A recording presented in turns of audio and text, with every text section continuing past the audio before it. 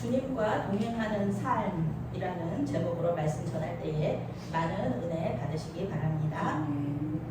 사랑의 하나님, 추석 연휴로 분주한 가운데에서도 주님 앞에 나와 예배하게 하심을 감사드립니다.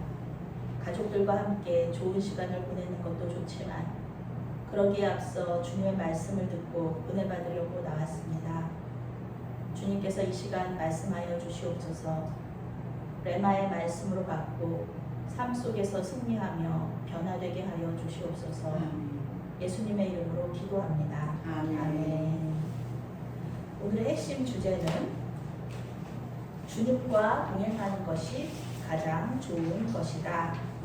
주님과 동행하는 것이 가장 좋은 것이다. 우리는 때때로 일을 많이 하거나 마음이 힘들 때가 있어요. 좀 쉬고 싶다. 우리 집사님, 권사님들은 이제 명절 앞두고 있으신데 지금이야 뭐 그렇게 막 일이 많지 않지만 예전에 저희 어머니들 보면은 일이 엄청 많으셨잖아요. 제사 지내고 손님 초대하고 손님 다 접대하고 이런데 항상 이렇게 그래서 며느리 증후군이라고 명절 지나면 막 이혼율이 높아진다고 하잖아요. 그게 다 힘들고 쉬지 못해가지고 그러는 거잖아요. 그때 가장 좋은 방법은 이제 쉬는 거예요. 힘들면 쉬는 거. 근데 이렇게 쉬기가 참 어려워요. 쉽지가 않아요. 왜냐하면은 일이 닥쳐서 그래요. 쉴 틈이 없이 또 다른 일이 있으니까. 그래서 쉬지를 못하니까 스트레스가 계속 쌓이게 되고 계속 이렇게 피로가 쌓이게 되는 거죠. 여유를 가지면 좋은데 잠시나마 이제 여유가 있으면 좋은데 그 여유를 우리는 이렇게 갖지를 못하죠. 그 웨슬리 디민 공부할 때 이제 박사 논문을 준비하는데 이거 미국 박사니까 미국 교수님들이 이렇게 심사를 하신단 말이에요. 근데 애초에 처음부터 이제 무슨 논문을 쓸 거냐 그거부터 시작을 하는데 저희 목사님 중에 한 분이 가진 학생인데 목사님 중에 한 분이 어떤 거를 하셨냐면은 이렇게 우리 권사님들, 여자 권사님들, 속장님들 일이 많으시잖아요. 그러니까 교회 안에서 좀 쉬는 그 리트릿이라고 하거든요. 좀 쉬는 수련회가 아니라 말 그대로 수양회죠. 그 프로그램을 가지고 이제 교수님한테 갔어요. 근데 교수님이 미국 교수님이 이해 못 하시는 거예요. 아니 일을 열심히 하면은 쉬어야지. 왜 쉬는 것도 수양회를 가서 쉬냐. 아예 그냥 사역을 좀 내려놓고 1년 정도 쉬는 거 아니면 몇 개월 정도 아예 쉬는 게 좋지 않겠냐 하면서 미국 목사님들, 미국 교수님들은 그 이해를 못하는 거예요. 우리는 아니죠. 우리는 쉬는 거가 그런 수련회 가서 좀 잠깐 쉬고 잠깐 리프레시하고 다시 교회 돌아와서 하나님께 헌신하고 이게 우리나라의 정서인데 미국 정서는 그렇지가 않다는 것이에요. 그만큼 우리는 참 쉬기가 어려운, 쉬지 않는 그런 민족이기도 합니다. 오늘 그 문제의 이 제자들의 문제도 이런 거예요. 쉬고 싶었는데 쉬지 못했어요. 왜냐하면은 아주 그냥 광풍을 만나가지고 쉬려고 했는데 더 큰 스트레스가 몰려오면서 쉬지 못한 거예요. 그러다 보니까 예수님이 계시다는 것까지 잊어버린 거예요. 그 배가 뭐 얼마나 커요. 물고기 잡는 배인데. 근데 그 배에 예수님이 계셨는데 예수님이 계신 것조차 잊어버리게 됩니다. 이 쉬지 못하는 스트레스 상황 속에서 이렇게 됐다. 오늘 제자들 예수님의 그런 예수님을 잊어버리는 이 지경까지 갔는데 왜 이런 지경까지 이 광풍이 도대체 어떤 광풍이었길래 이런 지경까지 갔을까? 말씀 속으로 들어가 보겠습니다. 예수님하고 같이 이제 제자들이 복음 전하는 사역을 계속 하고 있어요. 예수님은 이제 병 고치는 사역, 귀신 쫓아내는 사역, 그러니까 뭐 예수님 워낙에 인기 많으신 분이시죠. 예수님이 어디에 뭐 이렇게 나타나셨다 그러면 막 사람들이 병자를 데리고 몰려오기 시작하는데 예수님 쉴 틈이 없는 거예요. 예수님만 못 쉬셨겠느냐? 제자들도 못 쉬었다. 제자들도. 보면은 항상 예수님 병 고치는 분 그런 때에 항상 제자들이 이렇게 정리해 주잖아요. 그런 것처럼 제자들도 쉴 수가 없었죠. 그래서 이제 예수님께서 이제 저녁 때가 돼서 예수님 말씀하시는 거예요. 그 배에서 복음 전하고 계셨는데 자, 이 배를 타고 그대로 건너편으로 건너가자. 이렇게 말씀을 하신 거예요. 예수님 말씀에 순종해서 건너편으로 가는 거예요. 갈릴리 호수 건너편으로 건너가고 있습니다. 건너가자고 말씀하셔서 건너가는 길에 광풍을 만났다는 것이죠. 35절부터 37절 말씀 함께 있습니다. 그날 저물 때 제자들에게 이르시되 우리가 저편으로 건너가자 하시니 그들이 우리를 떠나 예수를 배에 계신 그대로 모시고 가매 다른 배들도 함께 하더니 큰 광풍이 일어나며 물결이 배에 부딪혀 들어와 배에 가득하게 되었더라. 아멘. 예수님과 제자들이 이제 갈릴리 호수 서편에서 사역을 마치고요. 이 동편을 향해서 배를 타고 건너갑니다. 예수님은 이때 병고치고 귀신 쫓아내는 사역하시다가 잠시도 쉴 틈이 없으신 그런 상황이었어요. 예수님께서 쉴 틈이 있는 시간이 언제냐 하면은 요 이동 시간에 쉬시는 거예요. 배를 타고 이동할 때는 그 사람들이 쫓아 들어올 수가 없잖아요. 배를 이렇게 쇄도를 할 수가 없잖아요. 그 호수물이 있으니까. 그래서 그 호수 가운데에서 사람들이 몰려들 수 없기 때문에 이렇게 예수님께서 그때 이제 쉬고 계셨어요. 제자들도 이렇게 기대한 거죠. 아, 예수님하고 여기 가는 동안에 그 배를 타고 가는 동안에 어차피 여기 예수님의 제자들 중에 어부가 4명이나 있잖아요. 그러니까 뭐 베드로, 안드레, 야고보, 요한 어부가 4명이나 있으니까 아, 이 사람들이 우리를 안전하게 데려갈 테니까 우리는 평안하게 예수님하고 좀 쉬자. 어차피 건너편에 가면 또 일해야 돼요. 예수님 복음 전하시고 또 귀신 쫓아내시고 병 고치시고 이런 일 하실 거니까 우리는 요 가는 동안에 좀 쉬자 그러면서 마음을 놓고 있었을 거란 말이에요. 그런데 갑자기 광풍이 일었다. 저물 때에 배가 출발했다고 그러거든요. 이 제자들이 이렇게 마음을 놓았던 이유가 저물 때에 출발했기 때문에 그래요. 보통 이 갈릴리 호수에도 광풍이 부는 걸 왜 몰라요? 여기 사람들 다 알죠. 갈릴리 사람들은 다 알죠. 그런데 보통은 이 광풍이 오후에 분단 말이에요. 오후에. 그러니까 오후도 지났고 저물 때에 출발했다 그랬으니까 그러니까 이제 아무 걱정 없겠지. 거기다 또 우리 누가 타고 있어요? 예수님께서 타고 계시잖아요. 아, 예수님이 뭐 대단하신 분이니까 뭐 우리한테는 전혀 뭐 문제 없겠지 하고서는 마음 놓고 가고 있는데 광풍을 만난 거예요. 갈릴리 호수를 이제 가시면 우리 성도님들이 가보시면 참 좋을 거예요. 갈릴리 호수가 이렇게 높은 곳에서 이렇게 밑으로 쭉 보게 돼 있어요. 왜냐하면은 갈릴리 호수는 여기가 해수면이라고 하거든요. 바다가 이렇게 있으면은 갈릴리 호수는 이 낮게 더 있어요. 낮아요. 갈릴리 호수는 낮아요. 그러니까 여기 높은 산들이 이렇게 많거든요. 그래서 이 갈릴리 호수가 굉장히 군사적인 요충지예요. 이 갈릴리 호수 주변을 물 때문이 아니라 물도 물론 중요한 그 자원이지만 이 높은 곳에 산들이 있기 때문에 여기에 이제 군인들이 숨기 예전에는 산적들도 거기 들어가 있었단 말이에요. 그 숨기가 참 좋은 그런 군사적인 요충지인데 이 산으로 둘러싸여 있기 때문에 이 안에 그 바람이 불기 시작하면 회오리 바람이 불면서 비가 내린다. 여기가 물이 있으니까 그래서 비가 내린다. 이렇게 그래서 광풍이 부는 거예요. 비바람과 함께 회오리 바람이 불어요. 세찬 비를 동반한 회오리 바람. 그래서 갈릴리 호수의 어부들은 이렇게 요 광풍을 피해가지고 갑자기 이게 나타나기 때문에 광풍을 피해가지고 밤에 고기잡이를 했습니다. 여기 성경에 보면은 제자들이 밤에 고기잡이하는 거 나오잖아요. 광풍 피해서 그래요. 놀라운 이적을 행하시는 예수님 모시고 저녁에 출항을 했어요. 모든 변수를 다 차단을 한 거예요. 그러고서는 이 호수를 건너기 시작했습니다. 아무 걱정 근심 없이 이제 좀 쉬자, 이제 좀 쉬어도 되겠지 하고서는 닷을 올리고 항해를 시작하는 것입니다. 다음에도 저기 건너편에 가면 또 사람들 몰려있겠지. 그러니까 이때는 쉬어야 돼. 우리 같이 쉬자 그러면서 이렇게 쉬고 있는데 갑자기 광풍이 불기 시작합니다. 이거는 정말 이거는 자연재해예요. 천재지변이에요. 지금 이렇게 광풍이 불면 안 되는 거예요. 그런데 지금 광풍이 불기 시작했다.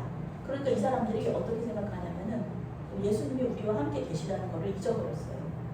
그리고서는 이 눈앞에 광풍만 보이는 거예요. 회오리 바람, 비바람, 막 배가 막 이렇게. 근데 이 파도가 높은 파도가 칠 때 이 배가 이렇게 뒤집혀지지 않으려면 어떻게 해야 되냐 하면은 파도를 뛰어넘어야 돼요. 파도가 이렇게 높이 올라오잖아요. 그럼 이 배가 뒤로 뒤로 후퇴하거나 옆으로 파도가 높아도 올라가야 돼요, 배가. 그러니 얼마나 힘들어요. 그 높은 파도를 타고 올라가야 되는 거니까. 중력은 밑으로 끌어당기는 힘인데 이 배는 위로 올라가야 된단 말이에요. 얼마나 힘들어요. 그러니까 이 제자들은 어부들이니까 알잖아요. 배가 뒤집히지 않으려면은 파도를 타고 올라가야 되는 거죠. 그러니까는 너무 힘든 거예요. 이 사람들은 그냥 살아남아야 된다. 배가 뒤집히면 안 된다. 이것만 머릿속에 가득하다 보니까 예수님 잊어버렸어요. 예수님 잊어버린 거예요. 조금만 여유를 가지면은 이런 광풍 속에서도 조금만 여유를 가지면 하나님께서 우리와 함께 하신다는 걸 알아차릴 수 있는데 지금 알아차리기 힘들 정도로 엄청난 광풍이 불었다. 눈앞의 광풍에만 정신을 집중하다 보니까 예수님을 잊어버리고 자신들의 힘으로 파도를 뛰어넘을 생각만, 광풍 속에서 살아남을 생각만 하는 거예요. 38절 말씀 함께 읽겠습니다. 예수께서는 고물에서 베개를 베고 주무시더니 제자들이 깨우며 이르되 선생님이여 우리가 죽게 된 것을 돌보지 아니하시나이까 하니. 아멘. 오늘 성경은 제자들이 이렇게 파도를 뛰어넘으려고 애쓰는 동안에 예수님은 배의 뒤쪽에서, 고물은 뒤쪽이거든요. 배의 뒤쪽에서 베개를 베고 주무시더라. 이렇게 말하고 있습니다. 우리는 이러한 예수님의 인간적인 모습을 보면서요, 우리 예수님께서 사람으로 이 땅에 오신 것이 얼마나 힘든 일이셨는지, 얼마나 고단하셨는지 우리가 알 수 있어요. 높은 하늘에서 하나님으로 계실 때 우리 예수님께서는 이런 고단함이라는 것은 모르시는 거거든요. 고통이라는 것은 모르신다. 우리 이런 것에 대해서 하나님의 사랑을 가장 잘 알려주는 그 예수님에 대한 교리 중에 하나가 바로 이 성육신이다. 이렇게 말할 수가 있겠습니다. 성육신은 이제 육신으로 이 땅에 오셨다는 뜻이죠. 사람으로 이 세상에 오시면서 얼마나 많은 불편함을 감수하셨을지, 배고픔이라든지 고통 이런 거 모르셨을 거고 피곤함도 없으셨을 텐데 얼마나 피곤하신지, 배가 막 이렇게 막 일자로 막 쓰고, 그리고 빗물이 막 들어치고 바닷물이 들어치고 막 소리 지르고, 제자들이 뭐 어떻게 막 소리 들렸을 거 아니야. 뭐 어떻게 해라 저렇게 해라 막 이렇게 했는데 예수님은 그 소리에도 불구하고 주무시고 계셨다. 예수님의 고단함. 우리는 예수님의 이러한 모습을 보면서 예수님 100% 사람이구나. 예수님을 100% 사람으로 인정하지 않는 사람들이 있거든요. 이단이죠. 기독교 이단들 2000년 동안 아주 많았습니다. 우리는 어떤 그 예수님에 대한 교리를 받아들이고 있냐 하면 예수님은 100% 하나님이시면서 예수님은 100% 인간이다. 우리의 이 인간적인 생각으로는 어떻게 100% 인간이면서 하나님일 수 있느냐라고 하는데 그것이 하나님의 신비고 하나님의 능력이다. 이렇게 우리는 받아들이고 있어요. 예수님은 하나님이시지만 또 사람이기도 하시는 거예요. 예수님의 이런 모습을 보면서 우리는 우리를 향한 예수님의 사랑을 깨달을 수 있어야 됩니다. 우리 보통 그러죠. 예수님 십자가 지실 때 그때만 힘드셨던 거다. 매 맞고 뭐 십자가에 못 박히고 수치당하고 이런 것만 예수님께서 고난이다. 그런데 사실은 태어나는 그 순간부터 예수님은 이 땅에서 고난당하셨다. 우리가 그 시골만 가도 우리 되게 불편하잖아요. 교통도 너무 불편하고요. 차 없으면 시골 가면 못 다녀요. 물론 뭐 아주 시골 산골짜리까지 버스가 다니기는 하지만 하루에 한 대만 두 대 이렇게 다니잖아요. 시장도 없고요. 또 이렇게 생활 환경도 참 쉽지가 않습니다. 그런데 그렇게만 해도 힘든데 우리 예수님은 하늘에서 사람이 되셨다. 이 땅에. 감사한 일이에요. 오직 하나님의 아버지에 대한 사랑과 우리를 향한 사랑, 그 사랑으로 이 땅에서의 삶을 견디시고 이겨내신 거죠. 당연히 우리가 감사와 찬양과 영광을 예수님께 올려드릴 수밖에 없습니다. 이제 제자들이 드디어 예수님을 기억해냈어요. 그 와중에 예수님 계셨지. 예수님한테 도움 요청해야지. 그러면서 이제 예수님을 깨웠어요. 근데 그들의 말투가 비난에 가까워요. 세번역 성경은 제자들의 요청에 대해서 다음과 같이 번역합니다. 선생님, 우리가 죽게 되었는데도 아무렇지도 않으세요? 이렇게 얘기하는 거예요. 아니, 우리가 주님께 충성하다가 쉬지도 못하고 이렇게 예수님 말씀에 순종해가지고 이 갈릴리 호수 건너다가 배를 띄웠는데 광풍 만나서 죽게 생겼잖아요. 그런데 주님은 아무렇지도 않으세요? 우리 죽어도 돼요? 이렇게 얘기하는 거예요. 어떻게 우리 이렇게 애쓰고 있는데 주님은 잠을 잘 수가 있어? 이렇게 얘기하는 거죠. 어떻게 깨지도 않을 수가 있어? 이렇게 얘기하는 거죠.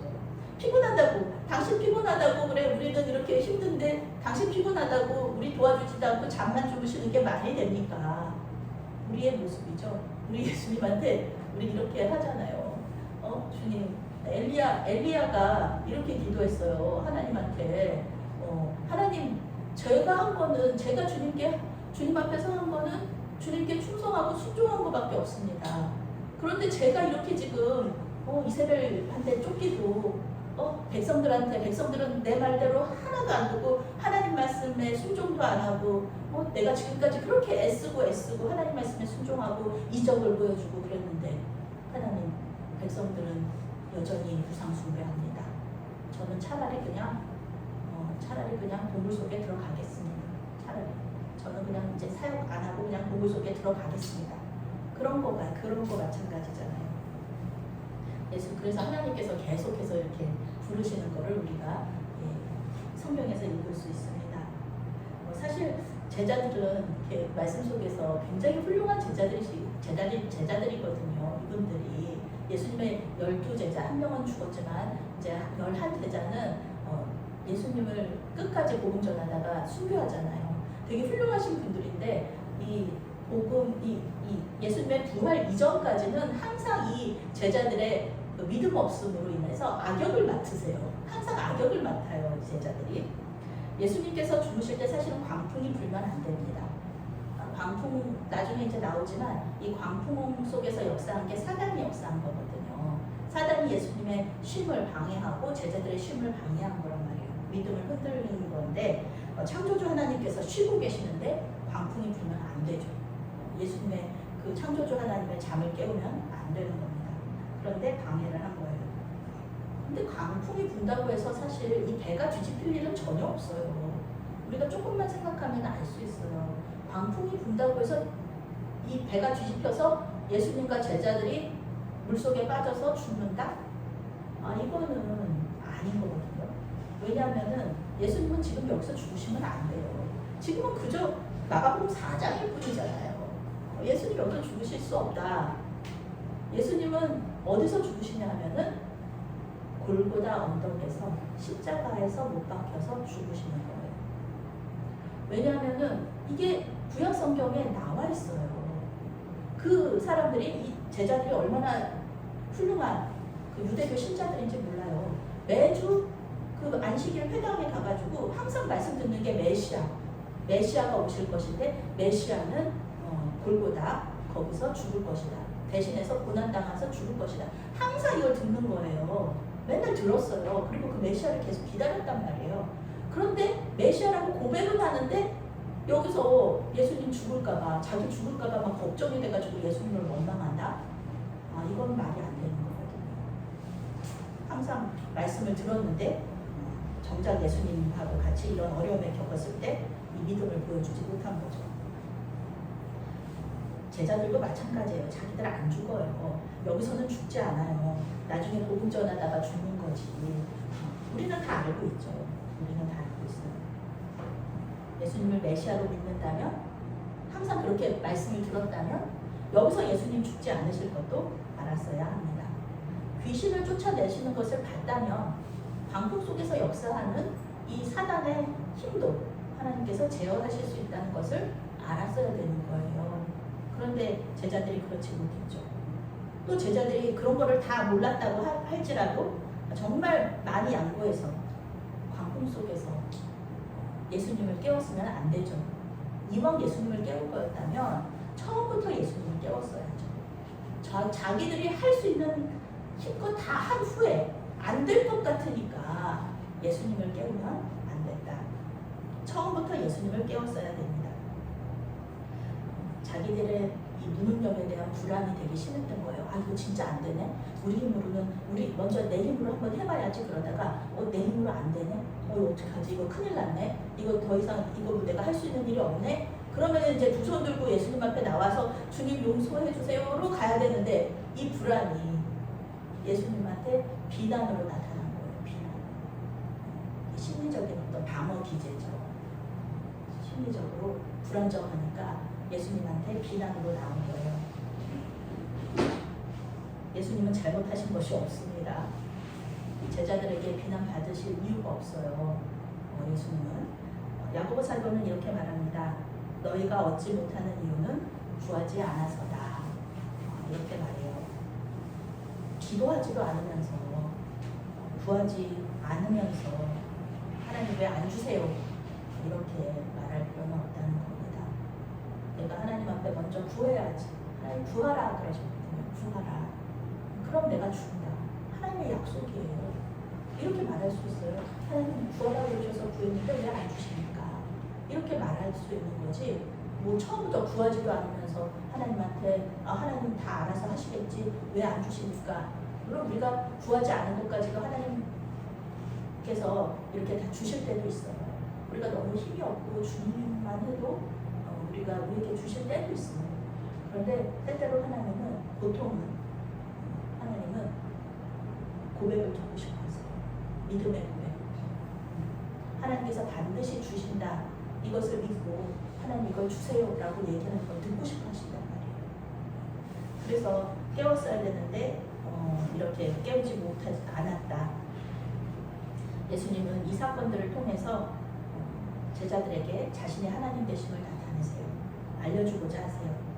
단지 병 고치고 귀신 쫓아내는 그 능력에 그 하나님뿐만 아니라 내가 자연 재해를 통제하는 능력이 있다. 이걸 보여주려고 하시는 거예요.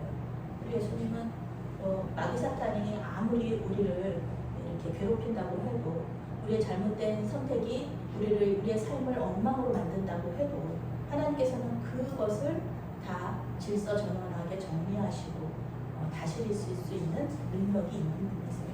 그것을 예수님께서 보여주고자 하시는 거죠. 39절 말씀 함께 있습니다.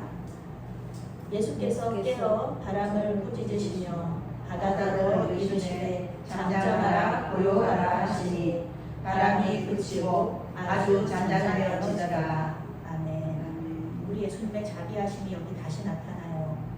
제자들이 자기를 예수님을 비난하는 투로 예수님 왜 안 도와주세요 막 이렇게 얘기하잖아요. 그런데 그러면은 예수님 깨어나셨을 때 되게 힘들게 막 사역하시고 피곤하다가 다시 깼는데 그러면 좀 짜증이 나실 수도 있잖아요. 제자들에게 짜증을 내실 수도 있잖아요. 근데 예수님께서는 제자들에게 먼저 꾸짖으신 게 아니라 바람을 꾸짖으셨다. 자신을 비난하는 제자들에게 주의를 집중하시지 않고 제자들을 두려움에 떨게 하는 이 바람을 먼저 꾸짖으셨다는 거예요. 제자들을 꾸짖으시는 것이 아니라 문제를 먼저 해결해 주시는 모습 속에서 예수님의 사랑과 자비를 우리가 다시 한번 깨달을 수 있습니다. 우리가 그 어린이 육아 그 솔루션 하시는 거 많이 보잖아요. 뭐 금쪽 같은 뭐 그런 것도 보면서 그러면은 그 문제들이 다 아이들한테 있는 게 아니라 부모들한테도 있다는 것을 알 수가 있어요. 뭐 어려운 상황 속에서 아기가 좀 이렇게 아기가 실수하고 그래서 아기가 이렇게 울고 있고 그러면은 아기를 먼저 달래주거나 아니면 그 문제를 이렇게 해결해주거나 이래야 되는데 이 부모가 어떤 부모들이 그러죠. 아기를 먼저 비난하는 부모들이 있어요. 모든 문제를 해결해주지 않고 아기 먼저 꾸짖는 거예요. 그런 거에 대해서 이제 그 교수님들이 이렇게 말씀을 하시죠. 여기도 마찬가지예요. 예수님께서 이 제자들이 계속 두려움에 떨고 있는데 풍랑은 막 대단하게 있고 파도가 막 치고 있는데 예수님이 이 제자들한테 너네들 왜 나한테 먼저 처음부터 왜 안 꼈어? 막 이렇게 말씀하신다 그러면 이 제자들의 마음이 어떻겠습니까? 먼저 예수님은 문제 해결해 주시는 거예요. 예수님의 이 사랑과 자비입니다. 우리를 사랑하시는 그 마음이 여기서 우리가 이 사랑하시는 마음을 읽을 수 있어야 돼요. 비바람과 높은 파도에 흔들리는 배 위에서 바람을 꾸짖으시고 바람에게 잠잠하라 고요하라 명령하셨습니다. 여기서 꾸짖는 거는요, 사단한테 꾸짖는 거랑 똑같은 단어를 사용했어요. 그러니까 이 광풍 속에서 이 사단의 역사가 있었다는 거예요. 사단의 역사가 이 광풍을 통해서 일어난다. 헬라어 원어로는 잠잠하고 계속 잠잠한 상태로 있어라. 잠잠하고 계속 잠잠해라. 침묵을 지켜라. 너희들 조용히 시끄러워. 딱 얘기하시는 거죠. 그러자 언제 광풍이 불어나는 듯이 바람이 그치고 호수가 잔잔해졌습니다. 아시죠? 바다가 잔잔한 거 굉장히 평화롭습니다. 아주 그렇게 호수가 잔잔해졌습니다. 자연이 한번 날뛰기 시작하면은요, 비가 막 쏟아지고, 그리고 막 바람이 불고, 천둥 번개치고, 그리고 지진이 막 일어나고, 쓰나미가 몰려오고 이러면은 이 인간들이 굉장히 불안해하면서 도망치죠. 왜냐하면은 그 자연재해는 보험도 다 자연재해에 대해서는 보험이 안 되잖아요. 이 자연재해는 사람이 어떻게 할 수 있는 문제가 아니에요. 사람이 어떻게 할 수가 없어요. 그냥 그 통제가 불가능한 상태에 있는 거예요. 그래서 그 사람은 거기서 그냥 죽거나 아니면은 도망치거나 둘 중 하나입니다. 제자들은 이런 사실들을 잘 알았기 때문에 이 파도를 뛰어넘으려고 하다가 결국 예수님께 도움을 요청한 겁니다. 인간에게는 자연을 통제할 능력이 없어요. 우리는 굉장히 교만해가지고 우리는 자연을 통제한다고, 자연을 우리가 다스린다고 생각하죠. 그런데 우리 나무 하나도 살리는데 막 물 주고 막 이러면서 내가 나무에 대해서 내가 나무를 이렇게 살리고 죽이는 능력이 나한테 있다 막 이렇게 생각할 수 있지만 그런가요? 자, 나무는 나무 한 그루를 이렇게 키우는데도 우리 힘이 이렇게 없습니다. 40절 말씀, 41절 말씀 함께 했습니다. 이에 제자들에게 이르시되 어찌하여 그렇게 무서워하느냐 너희가 어찌 믿음이 없느냐 하시니 그들이 심히 두려워하여 서로 말하되 그가 누구이기에 바람과 바다도 순종하는가 하였더라. 아멘. 예수님은 제자들의 두려움의 문제를 먼저 해결해 주셨어요. 그리고 나서 제자들한테 말씀하세요. 내가 있는데 왜 그렇게 무서워하느냐? 너네 나 못 믿어?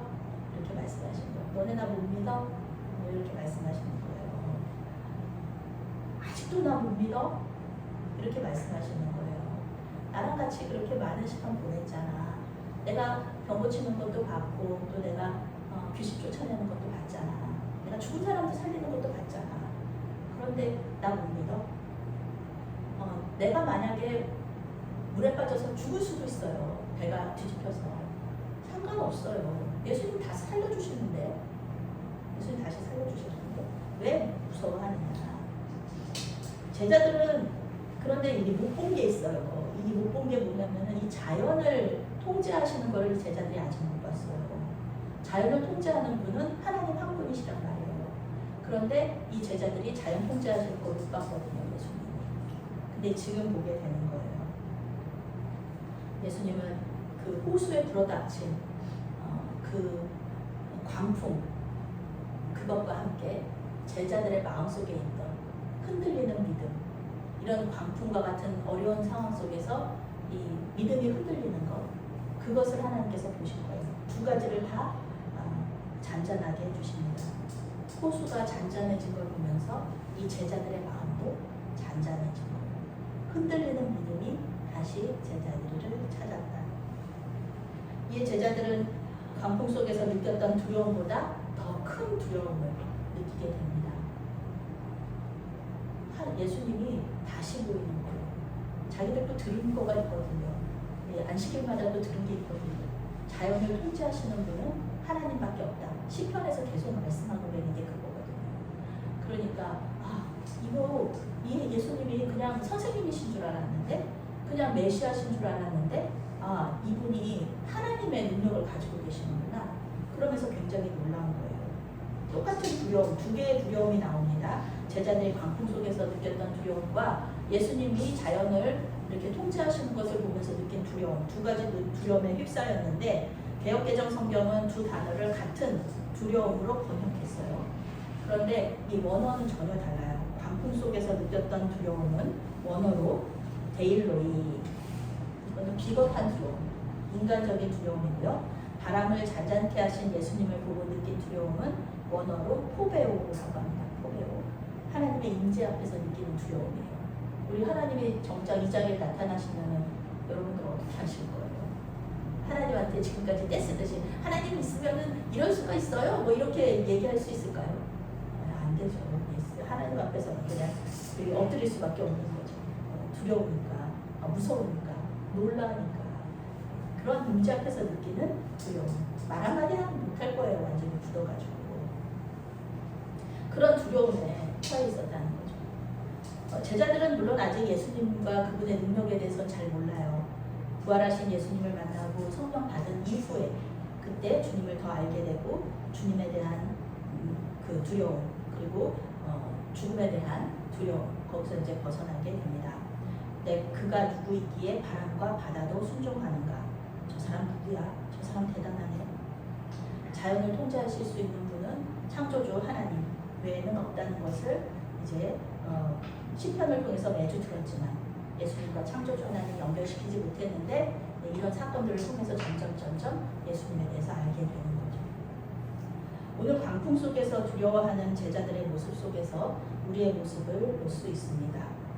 거친 비를 동반한 회오리 바람 속에서, 높은 파도 속에서 애쓰는 제자들의 모습, 그 모습은 우리의 모습이기도 합니다. 왜 그렇게 어려운 일은 한꺼번에 오는지 모르겠어요. 한꺼번에 그런 어려움이 와요. 경제적인 문제, 건강상의 문제, 가정의 문제가 한꺼번에 이렇게 몰려오니까 좀 쉬고 싶어도 쉴 수가 없어요. 여기서 터지고 저기서 터지고. 이 문제 좀 잦아들었다 하면 또 저 문제가 또 생겨나요. 쉴 수가 없어요. 쉴 틈이 없어요. 그런 것도 그렇고 한꺼번에 이렇게 몰려오면은요, 우리는 정신 못 차리고 이렇게 어찌할 바를 몰라서 허둥댑니다. 예수님에 대해서 생각하기는 하지만 예수님 뭘 할 수 있겠어? 예수님 이런 상황에서 뭘 할 수 있겠어? 이렇게 생각하면서 내 힘으로 어떻게 해서든지 해보려고 해요. 그러면서 이제 하나님을 원망하는 거죠. 내가 이렇게 힘든데 하나님, 내가 이렇게 힘든데 하나님 뭐 하고 계시니까? 하나님 있습니까 없습니까? 이렇게까지 나가게 되는 거죠. 원망하고 비난하고. 그 당시에는 그래요. 우리의 믿음은 흔들려요. 우리의 삶을 뒤흔드는 이 강풍의 문제가 아니에요. 이 문제들의 문제가 아니라 우리 마음속에 이 흔들리는 믿음을 이렇게 무너뜨리려고 하는 이 광풍의 문제가, 예수님께서는 문제도 해결해 주시고 우리 마음에 부는 이 믿음을 흔드는 그 바람도 멈춰 주셔야 됩니다. 우리는 이 마음속에 만약에 이런 바람이 분다, 이 두려움의 광풍이 분다, 이럴 때는 우리가 알아차려야 돼요. 우리의 믿음이 약하구나, 우리의 믿음이 없구나. 예수님께서 말씀하신 게 바로 이런 마음을 말씀하시는 거구나, 알아차려야 된다. 그리고 우리의 믿음 없음이 우리의 믿음이 없다는 것을 인정해야 됩니다. 예수님을 우리 안에 모시고 있다고 해서 우리가 어려운 일을 겪는 거, 우리는 전혀 예수님 모시고 있으니까 우리는 형통해, 우리는 어려운 일 하나도 없어, 이렇게 우리는 말할 수 없어요. 왜냐하면은 온 세상이, 지금 이 세상이 예수님께서 다스리시는 세상이지만 모든 사람이 다 예수님 믿는 거 아니잖아요. 죄악이 가득한 세상이란 말이에요. 예수님 안 믿는 사람들도 많고요, 예수님 말씀에 순종하지 않는 그리스도인들도 많고 죄인들도 많다. 이런 상황 속에서 어려운 일이 없다, 그건 말이 안 되는 거거든요. 나 혼자 왜 그렇잖아요. 운전하시는 분들, 나 혼자 운전 잘한다고 해가지고 사고 안 나는 거 아니라고 얘기하시죠. 마찬가지예요. 우리가 잘못된 선택을 해서 그 결과로 우리가 어려움을 겪을 수도 있어요. 분명히 그런 잘못된 선택에 대한 결과를 우리가 책임져야 될 때도 있습니다. 그리고 오늘 말씀에 나온 것처럼 사단의 역사가 있을 수 있어요. 사단이 우리를 무너뜨리려고 이런 일들을 벌일 수가 있어요. 우리는 악한 영의 존재를 믿죠. 또 하나님의 연단일 수 있습니다. 하나님의 연단일 수 있어요. 우리의 믿음을 더 강하게 하시려는 하나님의 연단일 수 있어요. 이런 인생의 위기 상황 속에서 그 원인이 무엇이든 간에 이 모든 위기 상황을 해결하실 수 있는 분이 예수님이라는 것을 믿으시기 바랍니다. 나의 삶이 엉망된 것처럼 느껴지고요. 내 몸이 병마에 시달려가지고 완전히 무너졌다고 느껴질지라도 우리는 주님이 우리의 주님이시면서 주인이시면서 우리의 몸과 마음을 다스리시는 분이 하나님이시라는 것을 믿으셔야 될 것입니다. 자연을 다스리시는 분이, 자연을 통제하시는 분이 우리 몸과 마음을 다스리지 않는다? 그거는 말이 안 되는 거거든요. 지구를 다스리시는 분이 지구에 있는 한 사람, 우리를 다스리지 않는다는 것은 말이 안 되는 겁니다. 주님께서 우리와 함께 하시면서 우리의 몸과 마음을 다스리고 계시다는 것을 믿는다면 우리 마음에 있는 두려움은 다 사라지고 주님을 향한 믿음만, 그리고 그 기대, 이렇게 나를 아프게 하시고 나를 힘들게 하시고 이런 것이 다 하나님의 다스림 속에 있다는 것을 믿으면 그 믿음이 그 자리를, 이 두려움의 자리를 채우는 것입니다. 제 둘째 동생이 이제 늦은 나이에 아기를 낳았어요. 지금 이제 초등학교 1학년이 되었는데 그 동생이 이제 제부는 출근하니까 그 아기를 봐야 되는데 동생이 하는 얘기예요. 아무것도 안 해도 괜찮다. 아기는 내가 보고 아기 밥 먹고 씻기는 것도 다 내가 하는데 그냥 옆에 누구만 있어주면 좋겠다는 거예요. 누구만 있으면 좋겠다. 그냥 내 옆에 누군가만 있어주면 좋겠다 라고 얘기하는 거가 생각이 나요. 그렇습니다. 예수님께서 그냥 아무것도 안 하셔도 돼요. 그냥 내 옆에만 있어주시는 거, 그것만 가지고도 우리한테는 큰 힘인 거예요. 예수님께서는 말씀하셨잖아요. 언제나 내가 그 자리에 있겠다. 너와 항상 함께 하겠다. 고통의 자리, 기쁨의 자리, 항상 내가 함께 있겠다. 이게 가장 큰 기쁨입니다. 우리는 주님과 함께 광풍 속에 있을 때도 있을 거고요. 잔잔한 호숫가에 있을 때도 있을 것입니다. 그리고 우리는 그런 삶을 지금까지 살아왔고요. 앞으로도 그렇게 살 것입니다. 왜 아무것도 안 하시냐 원망할 거고요. 그리고 또 주님의 놀라운 권능을 보면서 주님 대단하셔, 역시 주님 살아계십니다, 할렐루야, 이렇게 주님을 찬양할 때도 있을 거예요. 앞으로의 삶 속에서 분명히 그런 일들이 계속해서 일어날 것입니다. 도망치지 말고 회피하지 말고 주님께서 내 옆에 있다는 것을 믿고 삶의 여정, 이 믿음의 여정을 한 걸음 한 걸음 이렇게 주님 따라서 가시는, 담담하게 걸어가시는, 모든 광풍 속에서도 초연하게 주님이 가신 그 길을 따라가시는 저와 여러분이 되시기를 주님의 이름으로 축원합니다. 아멘. 사랑의 하나님, 때때로 어려운 사랑을 바라보며 어려운 상황을 바라보며 주님을 잊어버리고 두려워했음을 고백하오니 우리의 연약함을 불쌍히 여기사 용서하여 주시옵소서. 주님과 함께 있는 것으로 만족하며 믿음의 여정을 계속해서 나갈 수 있도록 도와주시옵소서. 우리의 몸과 마음을 괴롭히고 우리를 넘어뜨리려는 악한 영에게 잠잠하라, 고요하라 명령하여 주시옵소서. 메아리교회와 우리를 통해 주님의 일을 하시되 주님과 함께 동행하는 삶이 가장 좋은 것이라는 것을 알게 하여 주시옵소서. 예수님의 이름으로 기도합니다. 아멘.